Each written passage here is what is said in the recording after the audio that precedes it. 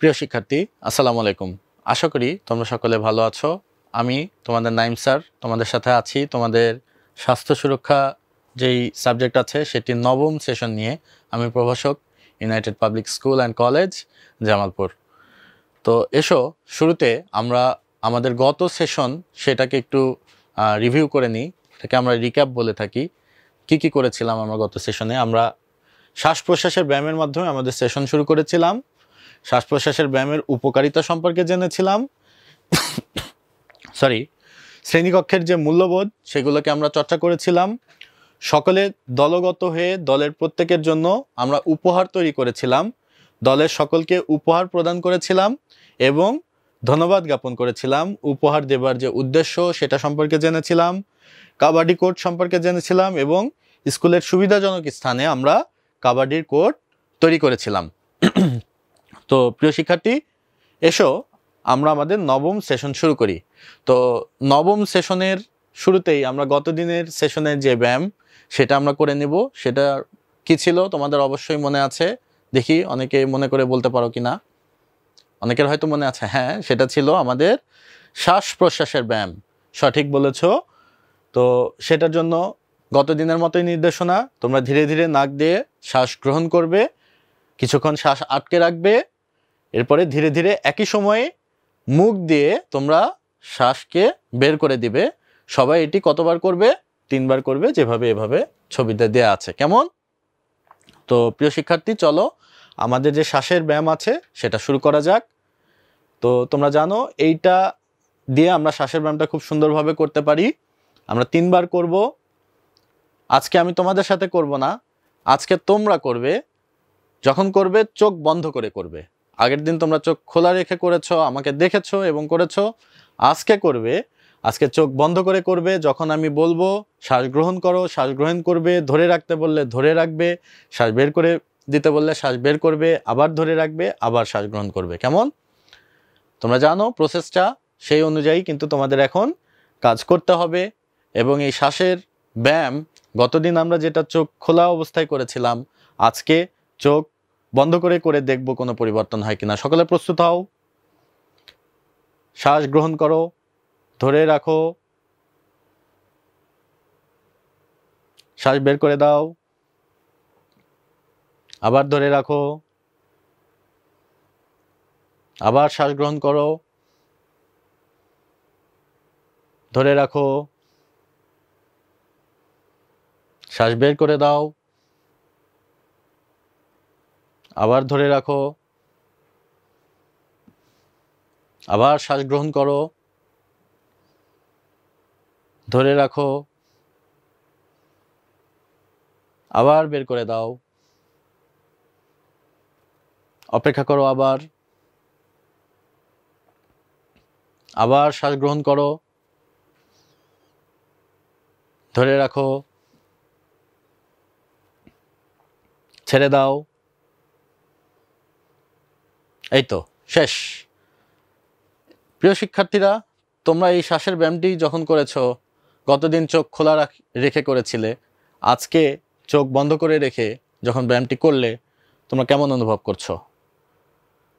কেমন অনুভব করছো সেটা একটু আমাকে জানাও। অবশ্যই তোমরা অনেক বেশি রিল্যাক্সড হয়ে গেছো, তাই না? অনেক বেশি রিল্যাক্স হয়েছো। তোমাদের শরীরের উপর বা মনের উপর এর পার্থক্য তোমরা ধরতে পেরেছো কিনা?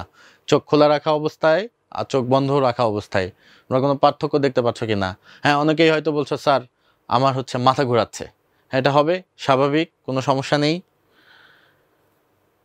তো এই ব্যায়ামের উপকারিতা আমরা সকলেই জানি যে এই ব্যায়ামে আমাদের মনোযোগ বৃদ্ধি পাবে, বিশেষ করে যদি আমরা চোখ বন্ধ করে এই কাজটা করি। আমরা সবসময় যখন কোনো কিছু নিয়ে অতিরিক্ত দুশ্চিন্তা করব বা কোনো একটা সিরিয়াস কাজ করতে যাব বা পড়াশোনা করতে বসবো, তখন কি করব? অবশ্যই এই শ্বাসের ব্যায়ামটি করে নিব, যার ফলে আমাদের মনোযোগ অনেক বেশি বৃদ্ধি পাবে। কেমন? এই ব্যায়ামের ফলে আমাদের স্থিরতা বৃদ্ধি পায়, তোমরা জানো।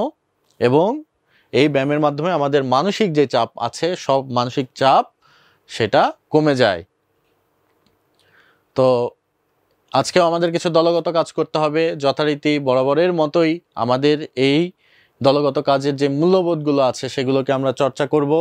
দলগত কাজের সময় অবশ্যই আমরা আমাদের শ্রেণীর মূল্যবোধগুলো মেনে চলবো। সেগুলো কি কি তোমরা সকলেই জানো, আমার সাথে করে বলতে হবে। শ্রেণীকক্ষের মূল্যবোধ প্রথমটি, প্রতিটি কাজে আমরা সক্রিয়ভাবে অংশগ্রহণ করব। প্রতিটি কাজে আমরা সক্রিয়ভাবে অংশগ্রহণ করব। দলগত অথবা জোড়ায় কাজ করবার সময় একে অন্যকে সাহায্য করব। কেউ কষ্ট পায় এমন কোনো মন্তব্য কখনোই আমরা করব না। একে অন্যের কথা মনোযোগ দিয়ে শুনব এবং অন্যের ভালো কাজের প্রশংসা করব। তো আজকের সেশনের জন্য আমাদের যে শিক্ষা উপকরণগুলো প্রয়োজন সেগুলো হচ্ছে স্বাস্থ্য সুরক্ষা বই, আমাদের পেন্সিল, ইরেজার, পেন্সিল কাটার, রঙিন কলম এবং আর্ট পেপার। ঠিক আছে? তো প্রিয় শিক্ষার্থী, চলো শুরু করা যাক। আজকে আমাদের নবম সেশনের যে নির্দেশনাগুলো আছে সেগুলোকে আমরা অবশ্যই মেনে চলবো। নির্দেশনাগুলো হচ্ছে, প্রথমে আমরা প্রত্যেকের ছোট ছোট দলে বিভক্ত হয়ে যাব। প্রত্যেক দলের সদস্য সংখ্যা থাকবে গত দিনের মতোই 5 জন। শ্রেণীকক্ষের বিভিন্ন স্থানে প্রত্যেকে দলভিত্তিকভাবে বসবো। বিভিন্ন পরিস্থিতিতে তোমাদের মনে কি কি অনুভূত হয়, তোমাদের অনুভূতিগুলো কেমন হয় বিভিন্ন পরিস্থিতিতে পড়লে, সেগুলো আমরা শনাক্ত করার চেষ্টা করব। যখন রাগ হয় তখন আমার মনের অনুভূতিগুলো কেমন হয়, যখন আনন্দ হয় তখন আমাদের মনের অনুভূতিগুলো কেমন হয়, যখন দুঃখ পাই, কষ্ট পাই, তখন অনুভূতিগুলো কেমন হয়, এভাবে বিভিন্ন পরিস্থিতিতে আমাদের মনের অবস্থা কেমন হয় সেগুলো আমরা বোঝার বা জানার চেষ্টা করব। তোমরা কি অনুভূতির নামগুলো বলতে পারছো কিনা? আমাদের বিভিন্ন যে অনুভূতি, আমি বিভিন্ন অনুভূতির কথা কিন্তু অলরেডি তোমাদের বললাম, যে সেই অনুভূতি আরো তোমরা মনে করতে পারছো কিনা, আরো কিছু অনুভূতি, সেটা তোমাদের কাছে প্রশ্ন থাকলো। ফ্যাসিলিটেটরগণ তোমাদের আর্ট পেপার সরবরাহ করবেন। প্রত্যেকে সেই আর্ট পেপারে দলগতভাবে তোমাদের নানা রকম অনুভূতির একটি তালিকা তৈরি করবে এবং নানা রকম অনুভূতির সময় তোমাদের অভিব্যক্তি কেমন হয় বা এক্সপ্রেশন কেমন হয় সেটা তোমাদের লিখতে হবে। মনে করো রাগ হলে আমি কি করি, দলগতভাবে যে কাজটি করবে আর্ট পেপারে সেটি হচ্ছে, আর্ট পেপারে তোমরা লিখবে রাগ হলে আমি কি করি। দেখা গেলো রাগ হলে কেউ চিৎকার করো, ওটা লিখবে যে রাগ, যেটা ভালো হোক খারাপ হোক যাই হোক, যেটা লিখবে সত্যটা লিখবে। রাগ হলে আমি অতিরিক্ত চিৎকার করি বা আমি ভাঙচুর শুরু করে দিই, এরকম যদি কিছু থেকে থাকে সেটা লিখবে। রাগ হলে আমি এই কাজটি করি, আনন্দ হলে আমি এই কাজটি করি, দুঃখ হলে আমি এই কাজটি করি। ঠিক আছে? এইভাবে তোমরা বিভিন্ন অনুভূতির নাম এক পাশে লিখবে, আর এক পাশে লিখবে যে যখন ওই অনুভূতিগুলো হয় তখন তুমি কি করো। প্রথমে অনুভূতির নামগুলো লিখবে এবং পরবর্তীতে অনুভূতি যখন হয় তখন তুমি কি করে থাকো সেই কথাগুলো তুমি ওই আর্ট পেপারে লিখে ফেলবে। কেমন? তালিকা সম্পন্ন হলে প্রত্যেক গ্রুপ থেকে যে কোনো একজন সেটাকে উপস্থাপনা করবে। তোমাদের প্রত্যেককে 5 জন করে সদস্য থাকবে প্রত্যেক গ্রুপে। এই 5 জনের ভিতরে একজন করে গ্রুপ লিডার থাকতে হবে। সেই গ্রুপ লিডারকে কি করতে হবে, তোমাদের এই যে অনুভূতিগুলো যে হচ্ছে, অনুভূতি হলে তোমরা কিভাবে সেটার অভিব্যক্তি করো সেটা সম্পর্কে তোমরা দলগতভাবে লিখলে, সেই দলগতভাবে লেখার পরে দল থেকে একজনকে, যে গ্রুপ লিডার থাকবে, তাকে উপস্থাপনা করতে হবে যে মিস্টার অমুক যখন রেগে যায় তখন মিস্টার অমুক এই কাজটা করে, মিস্টার অমুকের যখন এই অনুভূতিটা হয় তখন সে এই কাজটা করে। এইভাবে প্রত্যেকের অনুভূতিগুলো দলের একজন করে উপস্থাপনা করবে। কেমন? এই কাজটি করার জন্য তোমরা সময় পাবে 15 মিনিট। 15 মিনিটের ভিতরে তোমরা এইভাবে তালিকা তৈরি করে ফেলবে। তালিকা তৈরি করে তোমরা উপস্থাপনা করে ফেলবে। তোমাদের সময় শুরু হচ্ছে এখন। প্রিয় শিক্ষার্থী, এ পর্যায়ে তোমাদের আরো কিছু নির্দেশনা আছে, সেগুলো তোমাদের অনুসরণ করতে হবে। তোমরা এবার বইয়ের 6 নম্বর পাতায় আমার অনুভূতি ছকে তোমাদের নানা অনুভূতির একটি তালিকা তৈরি করবে এবং অনুভূতিগুলো হলে তুমি কি করো সে সম্পর্কে লিখবে। চলো আমরা এই যে বই সাথে আনতে বলছিলাম, এই বইয়ের 6 নম্বর পাতাটা বের করে ফেলি। আমার সাথে তোমরাও বের করে ফেলো। এই যে বইয়ের 6 নম্বর পাতায় আমরা এখানে দেখতে পাচ্ছি যে আমার অনুভূতি, কিভাবে অনুভূতি প্রকাশ করি, এই যে অংশটা আছে এখানে তুমি তোমার অনুভূতির কথাটা লিখবে যে আমার অমুক অনুভূতিটা হয়, ওই অনুভূতি হলে আমি কি করি সেই জিনিস সম্পর্কে তোমরা এখানে 1 2 3 4 5টি অনুভূতির কথা বলা আছে। এই 5টি অনুভূতির কথা তোমরা এখানে লিখবে এবং এই 5টি অনুভূতি হলে তুমি কি কি ধরনের আচরণ করো সেটা তুমি এখানে লিখে ফেলবে। দলগতভাবে যে কাজটি করেছিলে এখন ব্যক্তিগতভাবে সে কাজটি তোমাদের করতে হবে, বইয়ে এটি লিখে ফেলতে হবে। কেমন? তোমাদের বইয়ে এখানে লেখা আছে একটা উদাহরণ যে রাগ হলে কি করো, খুশি হলে কি করো, হতাশ হলে কি করো। এটি এই যে বইয়ের যে 6 নম্বর পাতায় এরকম ছক, এই ছকটিতে তোমাদের পূরণ করতে হবে। এটির জন্য তোমরা সময় পাবে 5 মিনিট। প্রিয় শিক্ষার্থী, তোমাদের সময় শুরু হচ্ছে এখন। প্রিয় শিক্ষার্থী, সেশনের এ পর্যায়ে এসো আমরা কাবাডি সম্পর্কে জেনে নেই। আমরা গতদিন তোমাদের মনে আছে যে আমরা কাবাডি কোর্ট তৈরি করেছিলাম। তো কোর্ট তৈরি করেই কি আমাদের ক্ষান্ত হলে চলবে? খেলতে হবে না? হ্যাঁ, অবশ্যই খেলতে হবে, কিন্তু খেলার আগে আমাদের কি করতে হবে? খেলার নিয়ম কানুন জানতে হবে। খেলার নিয়ম কানুন যদি আমাদের না জানা থাকে তাহলে তো আমরা এটা খেলতে পারবো না। আমরা গ্রাম অঞ্চলে কিন্তু কাবাডি খেলাটা অনেক বেশি জনপ্রিয়, যেটা হাডুডু খেলা আমরা বলে থাকি, তাই না?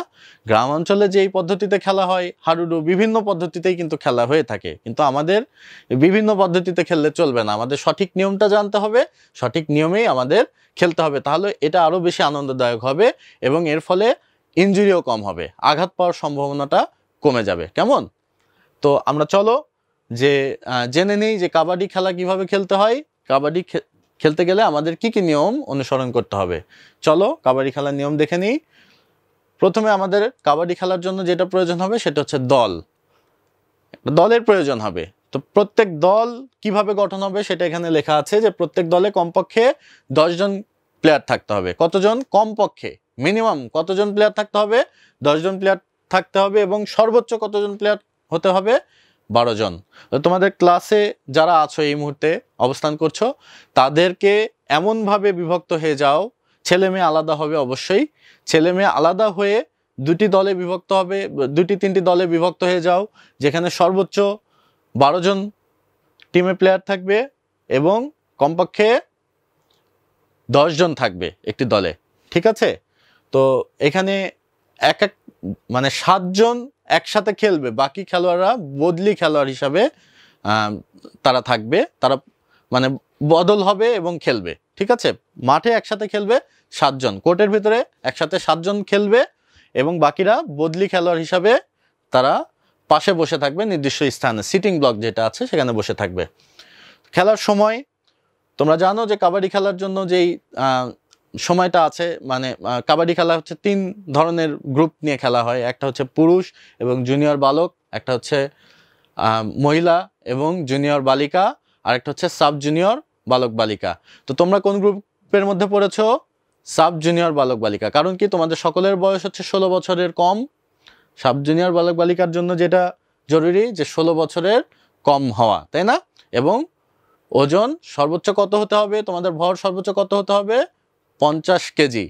তাহলে সকলেই মোটামুটি তোমাদের ক্লাসে এরকম, যাদের ভর হচ্ছে 50 কেজির কম এবং বয়স 16 বছরের নিচে। তাহলে তোমরা কোন গ্রুপের মধ্যে পড়েছো? সাব জুনিয়র বালক বালিকা।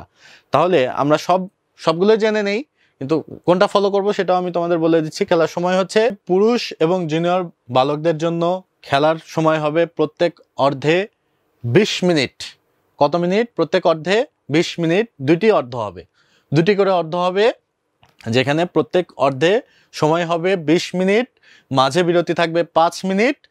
মহিলা বা জুনিয়র বালিকা বা সাব জুনিয়র বালক বালিকা তাদের ক্ষেত্রে খেলার সময় হবে 15 মিনিট করে, মাঝে সময় থাকবে বিরতির সময় 5 মিনিট। বিরতির পরে কোর্ট বদল হবে এবং উভয় দল পূর্ণ সংখ্যক খেলোয়াড় নিয়ে মাঠে প্রবেশ করবে। ঠিক আছে? তাহলে আমরা এখানে দেখছি যে পুরুষ এবং জুনিয়র বালকদের ক্ষেত্রে দুটি করে অর্ধ হয়। কাবাডি খেলাতে মোট হাফ বা অর্ধ, ফুটবল খেলায় যেমন দুটি হাফে খেলা হয়, তেমনি কাবাডি খেলাও দুটি হাফ বা অর্ধে খেলা হবে।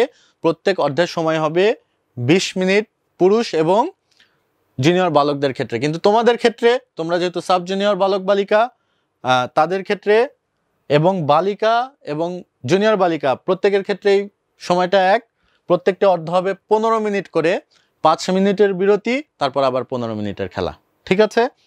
15 মিনিটের খেলা হয়ে গেল, এরপরে 5 মিনিটের বিরতি থাকলো, আবার 15 মিনিটের খেলা হবে। বোঝাতে পারলাম? আচ্ছা, এইবার এখানে আরো একটি গুরুত্বপূর্ণ কথা লেখা আছে। কথাটা কি? যে বিরতির পর কোর্ট বদল হবে এবং উভয় দল পূর্ণ সংখ্যক খেলোয়াড় নিয়ে মাঠে প্রবেশ করবে। তোমরা কাবাডি খেলায় জানো যে একজন ব্যক্তি যে রেড দিতে যাচ্ছে, কাবাডি কাবাডি কাবাডি এভাবে বলতে বলতে রেড দিয়ে যাচ্ছে, সে যদি অন্য কাউকে যে ছুঁয়ে ফেলে তাহলে কি হবে, সে মারা পড়ে যাবে।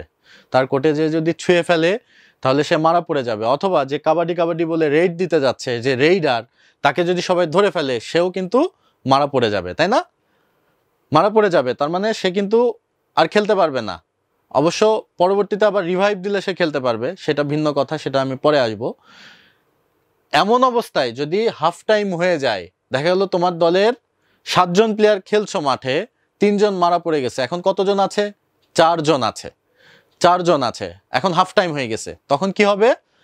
প্রথমে তুমি একটা অর্ধে ছিলে, এই অর্ধ থেকে পরিবর্তন হয়ে তোমার এই অর্ধে আসতে হবে। তুমি এই পাশটা নিয়ে খেলছিলে এতক্ষণ, তোমার পরিবর্তন হয়ে এই পাশে আসতে হবে। এবং আগে যে 4 জন প্লেয়ার ছিল, 3 জন মারা পড়ে গেছে, সেটা ইনভ্যালিড হয়ে যাবে, বাতিল হয়ে যাবে। কি করতে হবে? এখানে এসে আবার নতুন করে 7 জন নিয়েই তোমার খেলা শুরু করতে হবে। যারা মারা পড়েছিল তারা আবার নতুন করে পুনর্জীবন পাবে। বোঝাতে পারলাম? এইটা এখানে বলা আছে যে বিরতির পরে কোড বদল করতে হবে এবং উভয় দলে পূর্ণ সংখ্যক মানে কি 7 জন। ওই যে দলে যে কয়জন আছে 10 জন বা 12 জন সেটা না, কিন্তু যে 7 জন তুমি মাঠে খেলছিলে সেই পূর্ণ সংখ্যক দল নিয়েই তোমার আবার মাঠে প্রবেশ করতে হবে এবং খেলা শুরু করতে হবে। বোঝাতে পারলাম? ঠিক আছে, চলো স্টার্ট অফ প্লে। টসে যে দলের ক্যাপ্টেন সে জয়লাভ করবে, সে তার পছন্দ মতো হয় রেড নিবে বা কোর্ট নিবে। রেড মানে হচ্ছে যে কাবাডি কাবাডি অ্যাটাক করতে যাচ্ছে, এটাকে বলা হয় রেডিং। ঠিক আছে, এই রেড সে নিবে, সে কি ফার্স্টে অ্যাটাক করবে নাকি সে কোন পাশ নিয়ে খেলা শুরু করবে, এটা টসের মাধ্যমে সিদ্ধান্ত নিবে। টস হবে আগে, টস করে কি হবে, কয়েন টস করলাম, করার পরে ক্যাপ্টেন ডিসিশন নিবে যে আমি এই পাশ নিয়ে খেলবো অথবা আমি অ্যাটাকে যাব। যেই দল অ্যাটাকে যাবে, যদি ক্যাপ্টেন ডিসাইড করে যে আমি টস করলাম, আমি টসে জিতেছি, এখন আমি রেড দিতে যাব, তাহলে অপর দল তাদের পছন্দ মতো কোর্ট নেবে।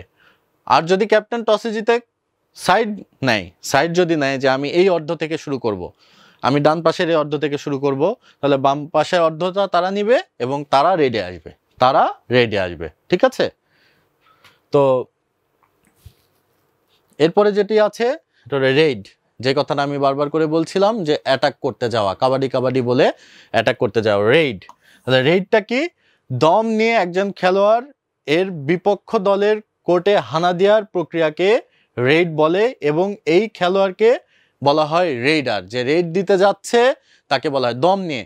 এই যে দম নিলাম, কাবাডি কাবাডি কাবাডি কাবাডি কাবাডি, এই যে বলতে বলতে যাচ্ছি, যে যাচ্ছে কাবাডি কাবাডি বলতে বলতে সে হচ্ছে রেইডার। আর এই যে যাচ্ছি, এই যাওয়াটাকে বলা হয় রেড। ঠিক আছে, রেইডারকে অনুমোদিত শব্দ কাবাডি উচ্চারণ করতে হবে। কোন শব্দ উচ্চারণ করতে হবে? কাবাডি উচ্চারণ করতে হবে, অন্য কোনো কথা বলা যাবে না। অনেকে হয়তো হাডু ডুডু ডুডু এরকম বলতে বলতে যায়, এটা বলা যাবে না। কি বলতে হবে? কাবাডি কাবাডি কাবাডি, এটা বলতে বলতে যেতে হবে, অন্য কোনো কথা বলা যাবে না। ঠিক আছে, এবং উচ্চারণ করে দম ধরে রাখতে হবে।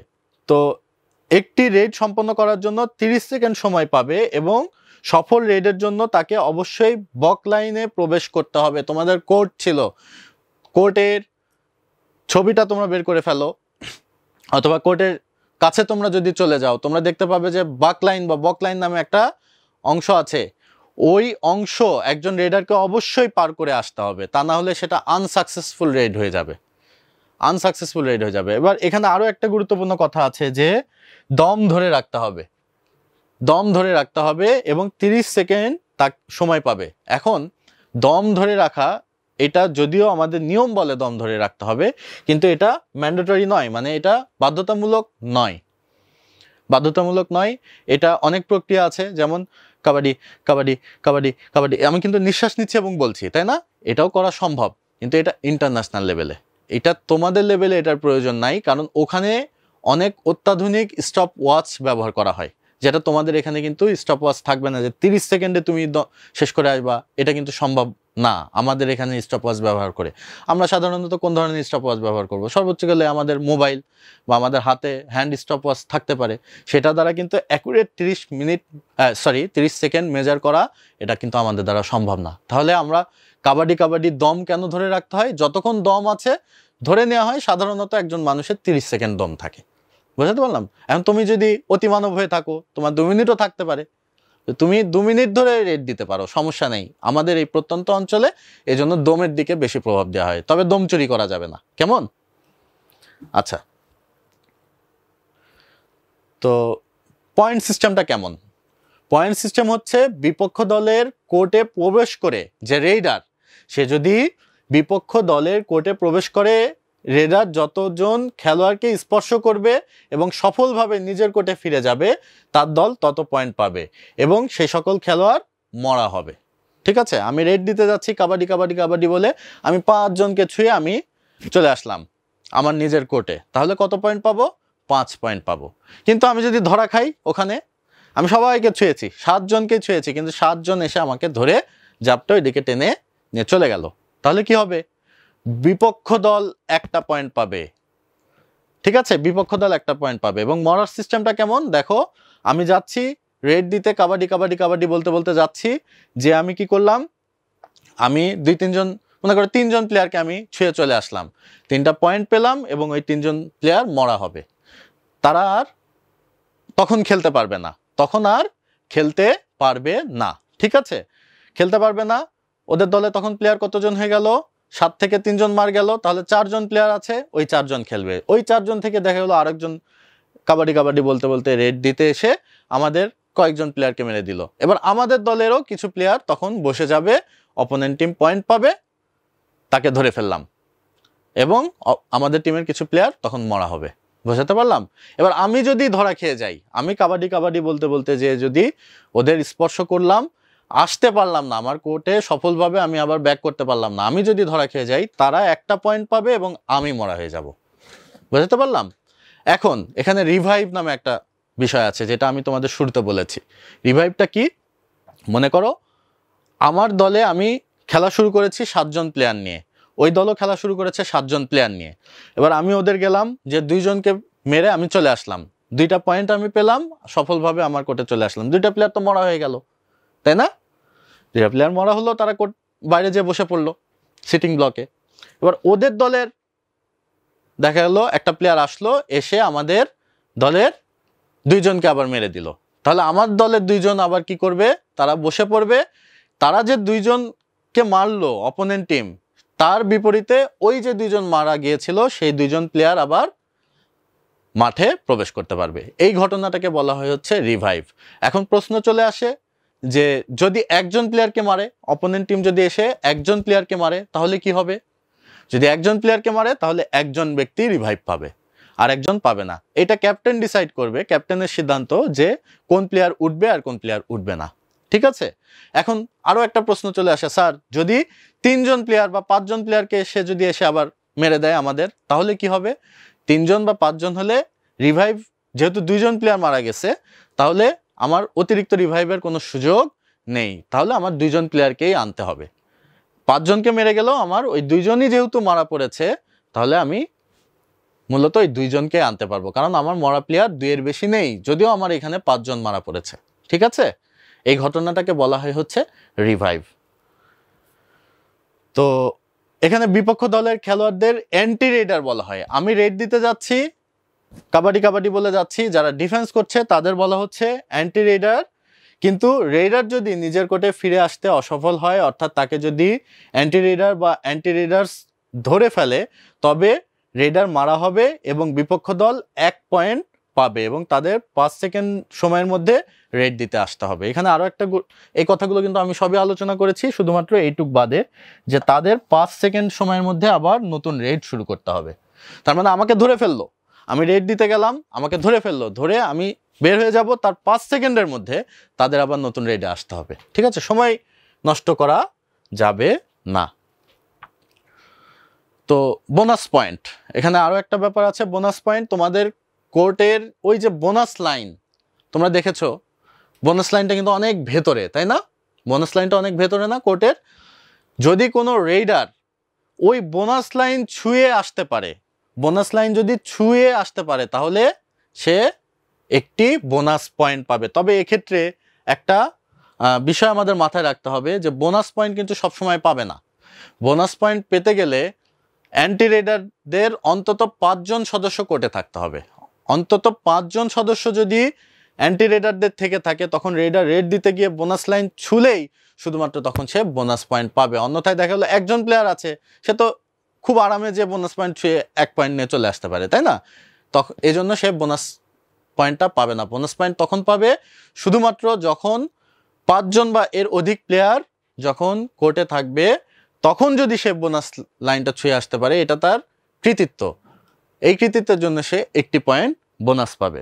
এখন লোনা নামে আর একটা পয়েন্ট আছে।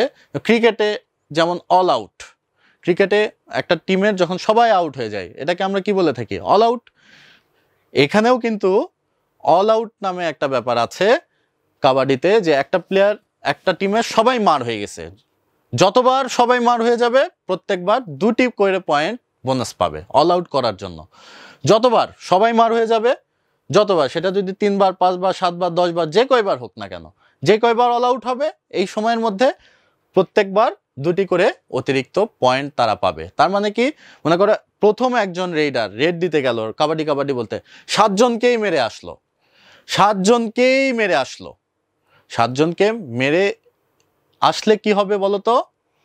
7টা পয়েন্ট তো তারা পাবেই, 7টা প্লেয়ার মরা হবে, এর বিপরীতে 2টি পয়েন্ট অতিরিক্ত পেয়ে যাবে। বোঝাতে পারলাম? এখন তোমরা অনুধাবন করে বলার চেষ্টা করো তো, যে একটি সাকসেসফুল রেডে সর্বোচ্চ কত পয়েন্ট অর্জন করা সম্ভব? সকলে একটু বলো। একটি সাকসেসফুল, একটা সুপার রেড, এতে সর্বোচ্চ কত পয়েন্ট অর্জন করা সম্ভব? অনেকে হয়তো সঠিক বলেছ, অধিকাংশই ভুল বলেছ। সকলেই বলছো যে 9 পয়েন্ট। না, 9 পয়েন্ট না, 10 পয়েন্ট অর্জন করা সম্ভব। কারণ কি, 7 জন প্লেয়ারকে তুমি মেরেছো, 7 পয়েন্ট, 2 পয়েন্ট অতিরিক্ত পেয়েছো বোনাস, যেটাকে বলা হচ্ছে লোনা, সবাইকে অল আউট করে দেওয়ার জন্য। তুমি যদি ওই সময় বোনাস লাইনটাও টাচ করে আসো, তাহলে তুমি আরও 1টি পয়েন্ট পাবে। মোট 10 পয়েন্ট তুমি অর্জন করতে পারবে। একটি রেডে সর্বোচ্চ 10 পয়েন্ট অর্জন করা সম্ভব। ঠিক আছে, এখন আমরা দেখব যে আরও একটি গুরুত্বপূর্ণ ব্যাপার আছে, যে কোনো দল যদি লোনা হয়ে যায়, লোনা হয়ে যাওয়ার পরে 10 সেকেন্ডের মাঝে পুনরায় তাদের মাঠে প্রবেশ করতে হবে। কোনো দল যদি অল আউট হয়ে যায়, 10 সেকেন্ডের ভিতর তাদের আবার মাঠে প্রবেশ করতে হবে, সময় ক্ষেপণ করা যাবে না। এবার যেটা আছে স্ট্রাগল, রেডার বিপক্ষকে স্পর্শ করলে বা অ্যান্টি রেডারকে স্পর্শ করলে বা ধরলে স্ট্রাগল শুরু হয়। তার স্ট্রাগল মানে ধস্তাধস্তি। এক কথা, একজন কাবাডি বলতে বলতে গেল, যখনই সে রেডার যখন অ্যান্টি রেডারদের স্পর্শ করছে, ওই সময়টা থেকে এই যে টার্ম, সেটাকে বলা হবে স্ট্রাগল। ইয়েস, সঠিক বলেছ, সেটাকে বলা হবে স্ট্রাগল। স্ট্রাগলের সময় লবি ব্যবহার করা যাবে। ওই যে তোমাদের কোর্টে যে লবি অংশটা ছিল, স্ট্রাগলের আগে একজন রেডার কিন্তু লবি দিয়ে প্রবেশ করতে পারবে না, শুধুমাত্র যখন সে অপোনেন্টকে টাচ করেছে, টাচ করার পরেই সে লবি ব্যবহার করে ব্যাক করতে পারবে, অথবা লবির ভেতরেও স্ট্রাগল করতে পারবে। কিন্তু কোনো ক্রমে বাউন্ডারি লাইনের বাইরে যাওয়া যাবে না, যাওয়া যাবে না। যদি ভুলবশত হাত পা কিছু চলে যায়, সেক্ষেত্রে রেফারি অনেক সময় এটাকে ওভারলুক করে। ঠিক আছে, তো এভাবে খেলার শেষ পর্যন্ত যে দল বেশি পয়েন্ট অর্জন করবে, সেই দল বিজয়ী বলে বিবেচিত হবে। তো আশা করি কাবাডি খেলার যেই নিয়মগুলো আছে, সেই নিয়মগুলো সম্পর্কে আমরা সকলে জেনেছি বা আমরা শিখতে পেরেছি। তো চলো আজকে আমরা আমাদের সেশনটা একবার রিভিউ করে নিই। তো সেশনের শুরুতে আমরা কি করেছিলাম? শ্বাস প্রশ্বাসের ব্যায়ামের মাধ্যমে আমাদের সেশন আমরা শুরু করেছিলাম। শ্বাস প্রশ্বাসের ব্যায়ামের উপকারিতা সম্পর্কে আমরা জেনেছিলাম। শ্রেণীকক্ষের যে মূল্যবোধ, সেগুলো আমরা চর্চা করেছিলাম। সকলে দলগত হয়ে অনুভূতির যে তালিকা, সেটা আমরা তৈরি করেছিলাম। দল থেকে একজন আমরা উপস্থাপনা করেছিলাম। বইয়ের নানা রকম অনুভূতি সম্পর্কে বইয়ের যেই নির্দিষ্ট স্থান, সেখানে আমরা লিখেছিলাম। কাবাডি খেলার নানা রকম নিয়ম সম্পর্কে জেনেছিলাম। এখন আমরা দেখে নিই যে আগামী সেশনে আমাদের কি কি শিক্ষা উপকরণের প্রয়োজন। স্বাস্থ্য সুরক্ষা বই, পোস্টার, আর্ট পেপার, ক্যালেন্ডারের কাগজ, পেন্সিল, ইরেজার, পেন্সিল কাটার, রঙিন কলম, দলগতভাবে তৈরি করা স্বাস্থ্যবৃক্ষের সেই ছবিটা, যা তোমরা চতুর্থ সেশনে তোমাদের কাছে রেডি ছিল। তো আজকের মতো এতটুকুই। সকলকে ধন্যবাদ দিয়ে আজকের সেশন এখানেই সমাপ্ত করছি। আল্লাহ হাফেজ, আসসালামু আলাইকুম।